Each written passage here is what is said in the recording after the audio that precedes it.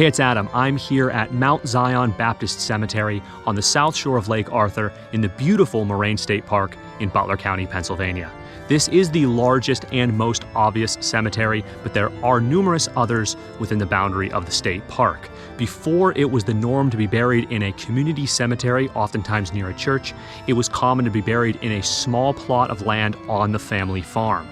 A lot of the people buried here in this cemetery have parents and grandparents buried in those numerous cemeteries that dot the eastern portion of Lake Arthur.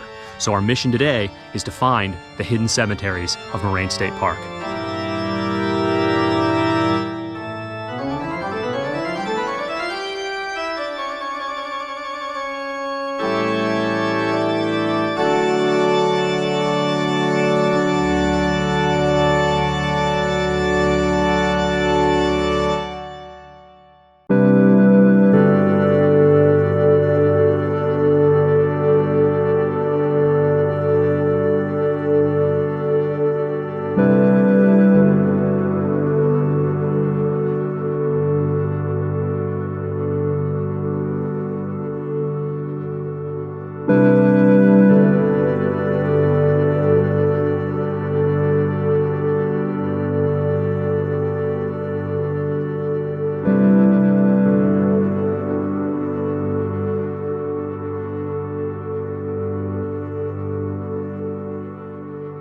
Before we go, it's important to note that Mount Zion Baptist Church, formerly known as Muddy Creek Baptist Church, was the main church for the town of Isle, which resided right here on Muddy Creek before it was dammed and turned into the lake. Now the town is underwater.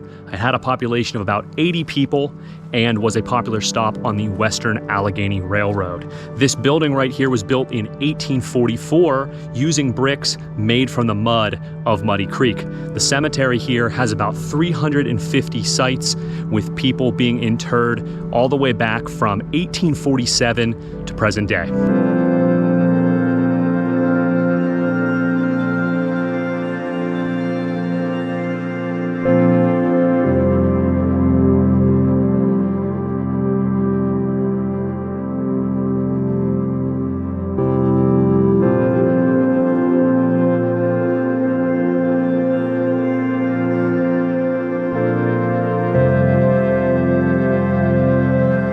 I'm here at Snyder Cemetery, probably the easiest cemetery in the park to get to. It is the oldest and the largest after Mount Zion. To get here, I took Barkley Road off of 528 north of the lake, then went on to Burton Road, little parking lot right across the way. There are approximately 20 people interred here at this cemetery, but there's only 3 headstones that I can find. So let's check out the Snyder family here.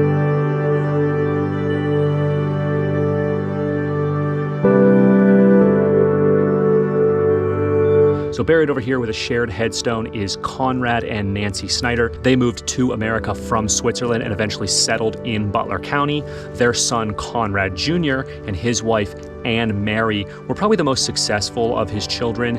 Conrad Jr. was a successful hunter and businessman. He could read and write in English and German, and so he was able to amass quite a fortune and purchase up to 3,000 acres of farmland, most of which he left to his numerous children. This cemetery right here is probably the one with the most notoriety because of the sort of supernatural activity based around this cemetery.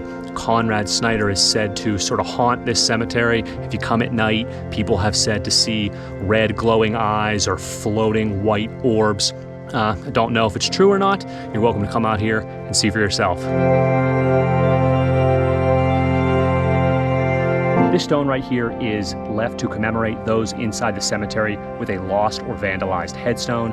I think it's interesting to notice how young some of these people were. Medical conditions were not great and quite unsanitary 200 years ago.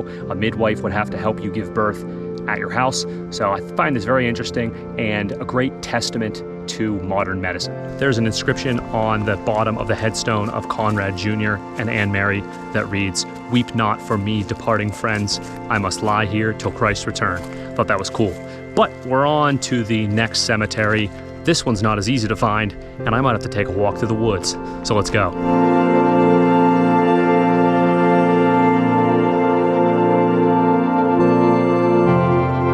I'm parked at the end of Swamp Run Road. I'm gonna head up this hill behind me to a large clearing that has a small copse of trees in the middle to find my next cemetery.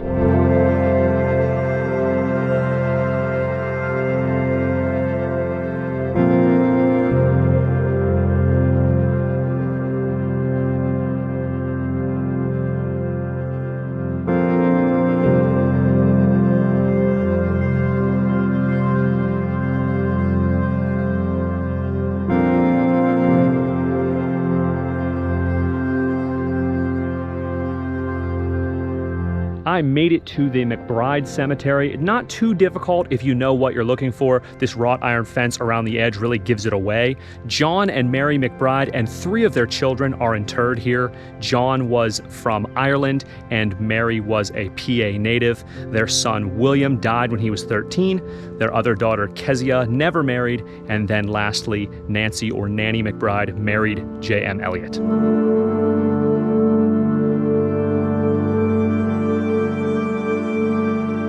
I said the McBride Cemetery was easy to get to if you knew what you were looking for, but if you don't, it's really easy to get lost. So make sure you bring a map to this one. Next cemetery is a lot smaller, but there's a trail to it. So let's go. I'm here now at the Roberson Jobe Cemetery. This cemetery is at the very end of McCall Road, which is off Isle Road. There's a parking lot in the southeast corner. There's a trail. Head down the trail. Shortly after the turn, there is a clearing here with 3 graves and 2 headstones.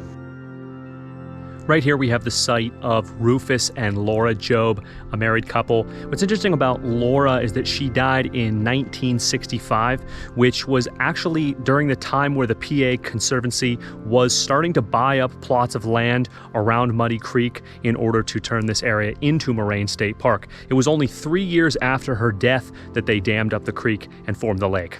Here we have the grave of Mary Lou Roberson. She died in 1953 at 6 months old.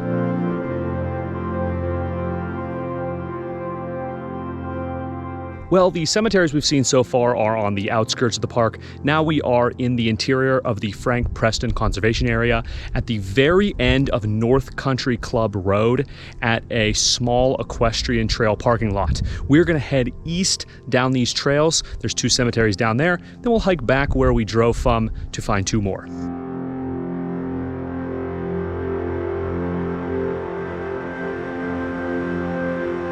So heading down the horse trail to the east, you're going to come to a spur trail to the north. A little bit past that is a spur trail to the southeast. Hike up that hill to a field, and then into the field a little bit, you'll see the Shaffer Cemetery.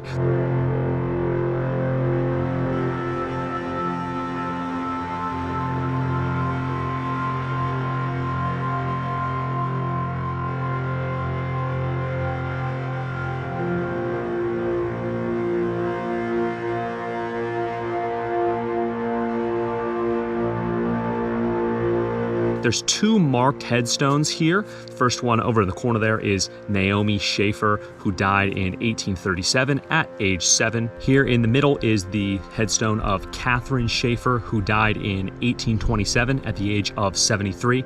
She was actually married to John Shaffer. John Shaffer was a captain in the War of 1812. He was also a deacon at the Muddy Creek, now Zion Baptist Church. His father was Henry Shaffer. Henry Shaffer was one of the founding members of the church and planted an orchard here on their farm.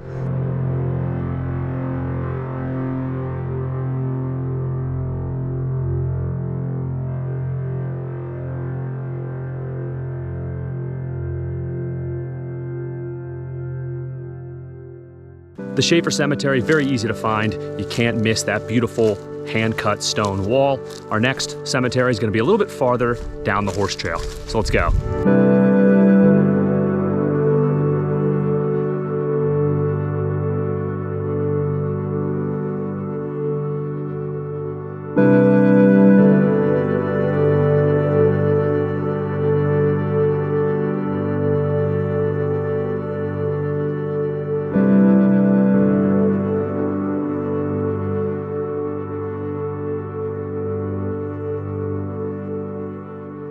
Okay, I made it to the McCandless Cemetery. I kept going eastward on that horse trail till it took a sharp left. I went down in the valley and then back up the valley until there was a trail to the right. That trail to the right took me to the very top of the hill. On the left side, I almost missed it, was a tiny little trail, and then I bushwhacked my way down the hill. There was tons of multiflora rose, and it really made getting down here difficult, but I finally did. This cemetery is hidden deep in the woods and probably was the hardest one to get to of the ones I've visited so far. This marks the graves of Joshua McCandless, who was 52 years old when he died, and his wife and first cousin, Lucinda McCandless, who was also 52 when she passed.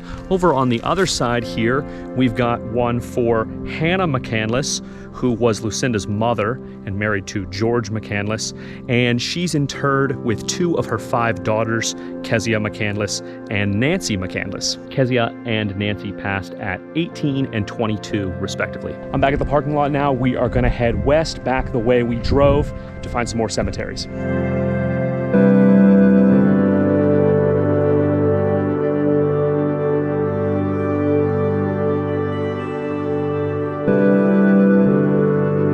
I'm here now at Davis Cemetery, which is just off the north side of the North Country Club Road on the way down to the parking lot. It's not very hard to miss. Here are 2 flag markers and 1 headstone. The flags, not so sure about them. They can be moved, but the headstone belongs to Private William Davis. He fought and was a veteran in the War of 1812. In 1804, he married Rachel McClelland and had 6 kids.